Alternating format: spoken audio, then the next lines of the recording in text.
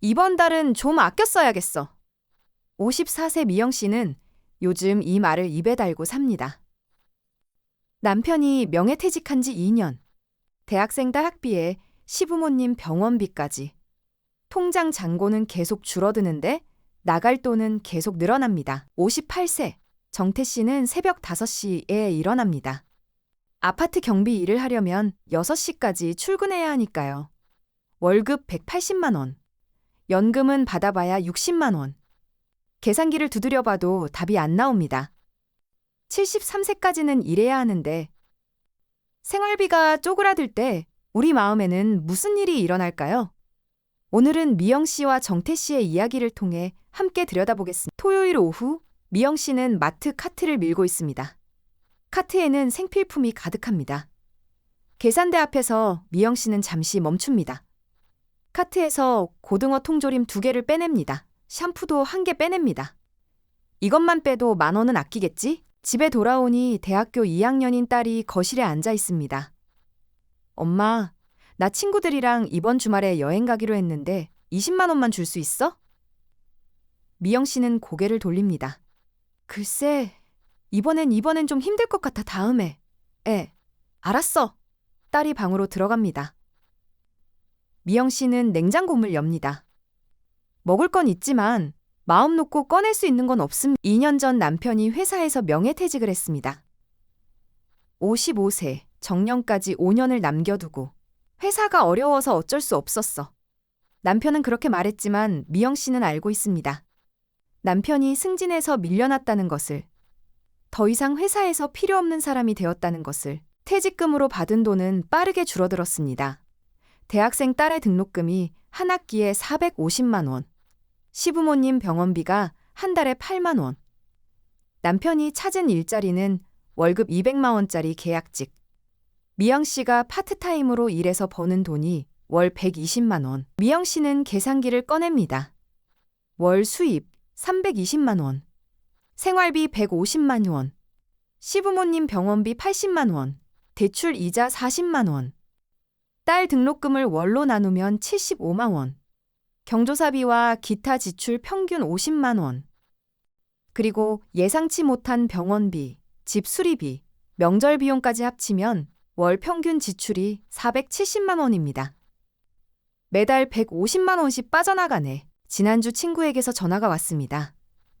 미영아, 다음 주에 우리 모임 있잖아. 올 거지? 응. 그런데 나 그날 일정이 좀 있어서. 거짓말이었습니다. 모임비 5만 원이 아까웠습니다. 그래? 아쉽다. 다음에 봐. 전화를 끊고 나서 미영 씨는 한참을 멍하니 앉아 있었습니다. 저녁 시간 남편이 퇴근합니다. 뭐 먹을 거 있어? 냉장고에 김치랑 계란 있으니까 김치볶음밥 해 먹어. 그것만? 돈이 없으면 그것만이라도 먹어야지. 남편이 아무 말도 하지 않습니다. 미영 씨도 아무 말도 하지 않습니다. 방에 들어와 미영 씨는 통장을 꺼냅니다. 잔고 1,200만 원. 작년 이맘때는 3천만 원이었습니다. 1년에 1,800만 원이 줄었네. 미영 씨는 계산기를 다시 꺼냅니다. 매달 150만 원씩 빠져나가면 8개월 후면 통장이 비게 됩니다. 그 다음에 어떻게 하지? 미영 씨는 천장을 바라봅니다. 답이 없습니다. 왜 미영 씨는 이렇게 무거울까? 미영 씨는 왜 이렇게 무거울까요? 겉으로 보면 미영 씨의 문제는 돈입니다. 하지만 심리학에서 보면 미영 씨가 느끼는 것은 단순한 경제적 어려움이 아닙니다. 이것은 만성적 스트레스이자 통제감의 상실입니다. 매달 계산기를 두드려도 답이 안 나오는 상황. 아무리 아껴도 계속 줄어드는 통장. 이런 상황이 반복되면 우리 뇌는 위험 신호를 계속 보냅니다. 심리학자 에이브러햄 매슬로는 이렇게 말했습니다. 인간의 기본 욕구가 충족되지 않으면 더 높은 단계의 성장은 불가능하다. 안전에 대한 욕구가 위협받는 사람은 다른 어떤 것도 생각할 수 없다. 이 말을 일상의 언어로 풀면 이렇습니다. 우리는 흔히 돈이 전부는 아니다 라고 말합니다. 맞습니다.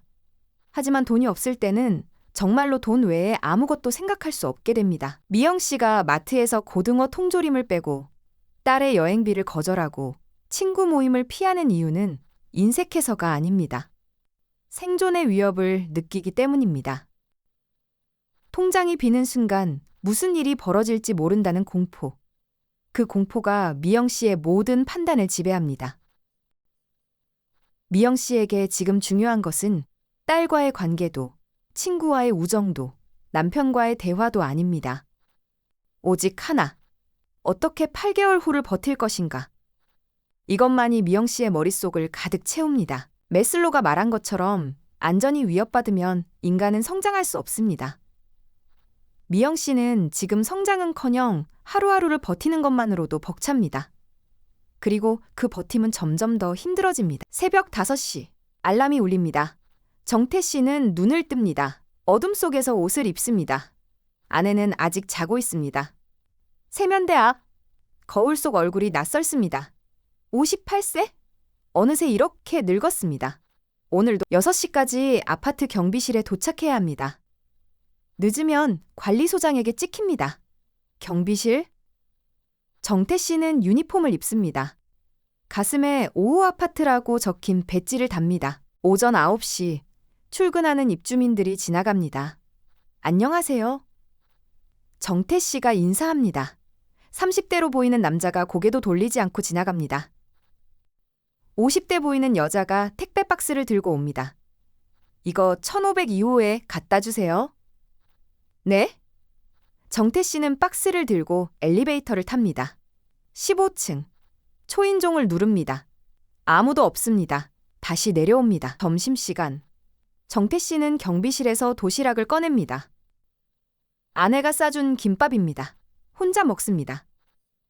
3년 전 정태 씨는 중소기업 생산직에서 일했습니다. 월급 280만 원, 정년은 58세였습니다. 회사는 정태 씨에게 말했습니다.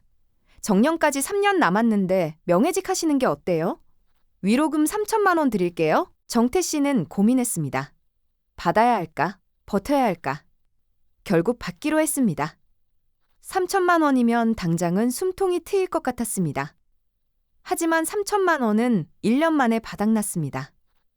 아들 결혼 자금으로 1,500만 원, 어머니 병원비로 800만 원, 생활비로 나머지. 정태 씨는 일자리를 찾았습니다. 58세. 학력은 고졸, 경력은 생산직 30년. 죄송합니다, 연령이. 저희는 50대까지만. 10군데를 넣어서 한 군데도 안 됐습니다. 6개월 후 겨우 찾은 일자리가 아파트 경비였습니다. 월급 180만 원, 주 6일 근무, 새벽 6시부터 오후 6시까지 저녁 집에 돌아옵니다. 아내가 저녁을 차려놓았습니다. 오늘 어땠어? 그냥 그래. 정태 씨는 밥을 먹습니다. TV에서는 뉴스가 나옵니다. 2023년 기준 66세 이상 중장년층의 약 40%가 빈곤선 이하의 생활을 하고 있습니다. 정태 씨는 리모컨을 집어 채널을 돌립니다. 밤 11시. 정태 씨는 계산기를 꺼냅니다. 현재 수입 월 180만 원. 국민연금은 만 65세부터 월 60만 원 받을 예정, 총 240만 원. 월 지출, 생활비 150만 원, 대출 이자 30만 원, 경조사비 평균 20만 원, 총 200만 원. 딱 40만 원 남네. 정태 씨는 다시 계산합니다.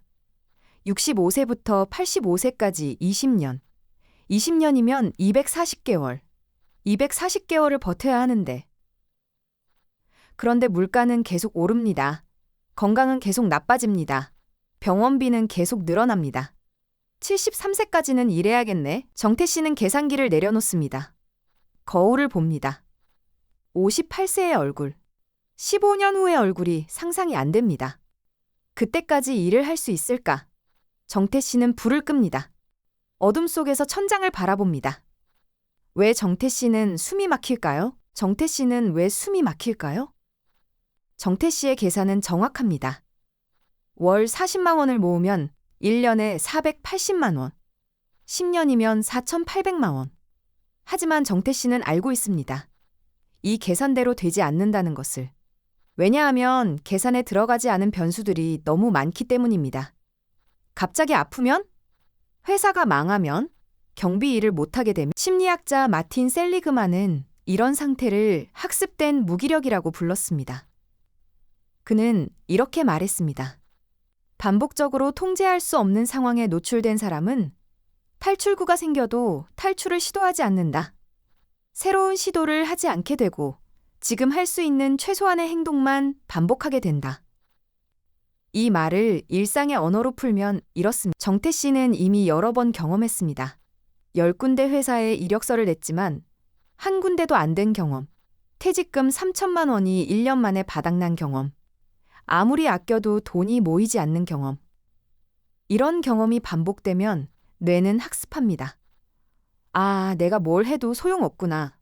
이것이 학습되는 순간 정태 씨는 더 이상 새로운 길을 찾지 않게 됩니다. 정태 씨에게 누군가 말할 수도 있습니다. 새로운 기술을 배워보세요. 자격증을 따보세요. 창업을 해보세요.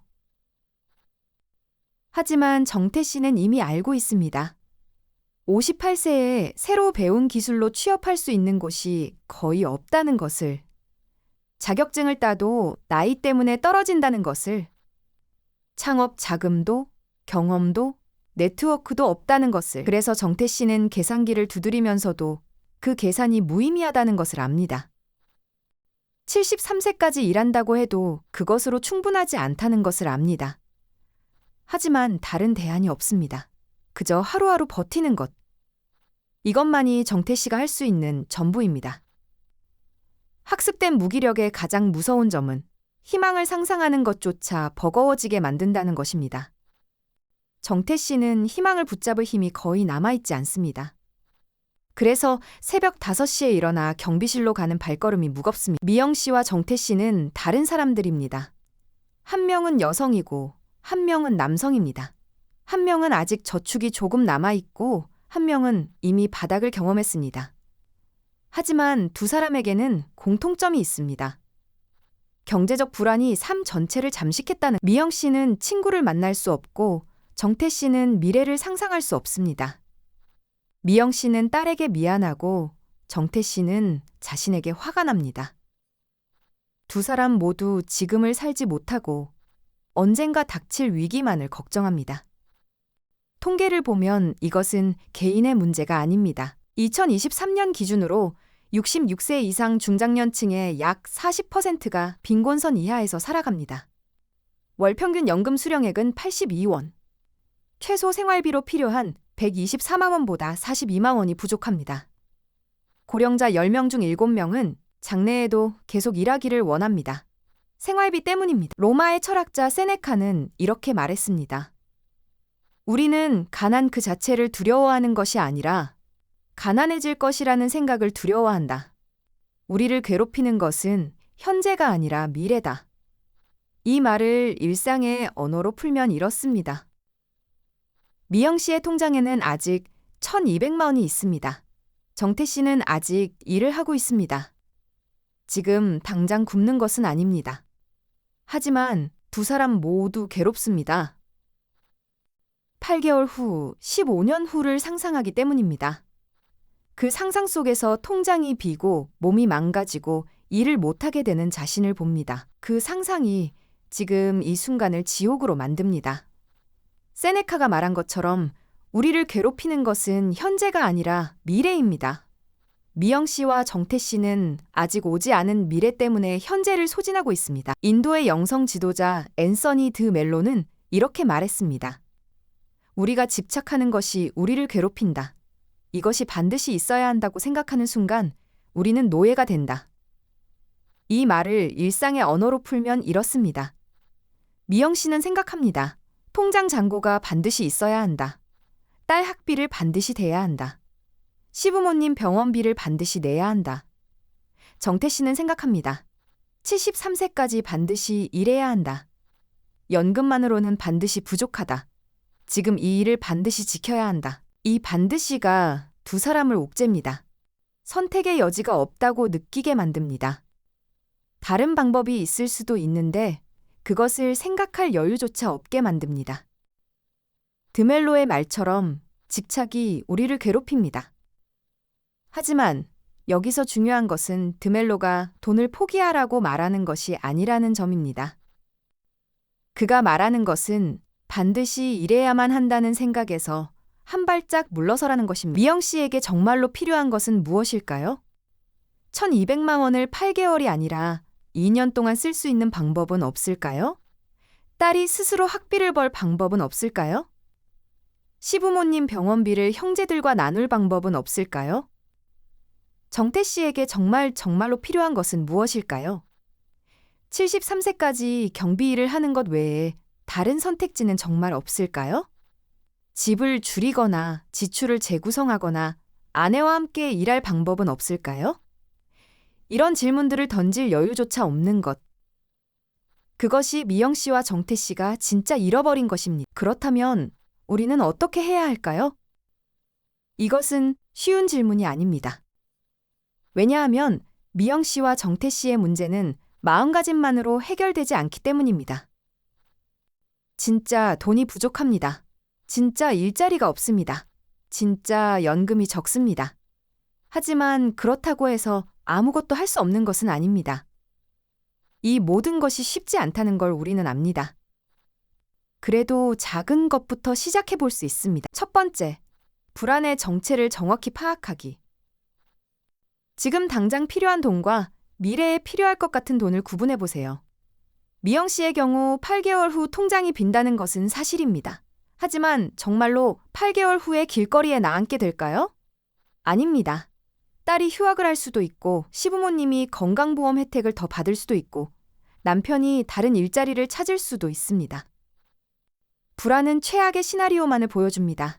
하지만 최악만 것은 아닙니다.